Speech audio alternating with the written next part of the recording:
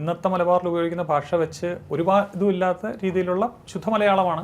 മലബാറുകാരെ കുറ്റം പറയല്ല, നാളെ എൻ്റെ പേരിലൊരു തർക്കം വേണ്ട. പക്ഷെ മലബാറിൽ ഇന്ന് ഇതിലുള്ള ഭാഷയുമായിട്ട് വലിയ ബന്ധം ഇദ്ദേഹത്തിൻ്റെ എഴുത്തച്ഛൻ്റെ കൃതികൾ ഇടക്കാലം കൊണ്ട് വന്നത് അത് ഒരു ഒരു ഒരു ചൊല്ലു ഭാഷ എന്നുള്ളൂ ഇപ്പോൾ ഉള്ളത്.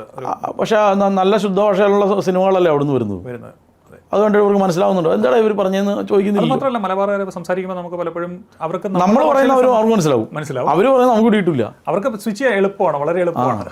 അവർ പറയും നിങ്ങൾ അങ്ങനെയാണ് പറയുന്നതെന്ന് പറയും. അപ്പം നമ്മുടെ നാട്ടിലെ പല സാധനവും അവിടെ പോയാൽ നിൽക്കുന്ന സാധനം നമ്മുടെ നാട്ടിൽ ഇരിക്കുകയാണ്, ചിലത് കിടക്കുകയാണ്. ഇപ്പം മാവിൽ മാങ്ങ കിടപ്പുണ്ട്, അവിടെ മാങ്ങ നിൽപ്പുണ്ട് എന്നുള്ള വ്യത്യാസം. കസേര അവിടെ കിടപ്പുണ്ട്, കസേര അവിടെ കിടപ്പുണ്ട്, കസേര അവിടെ ഇരിപ്പുണ്ട്, വ്യത്യാസമുണ്ട്.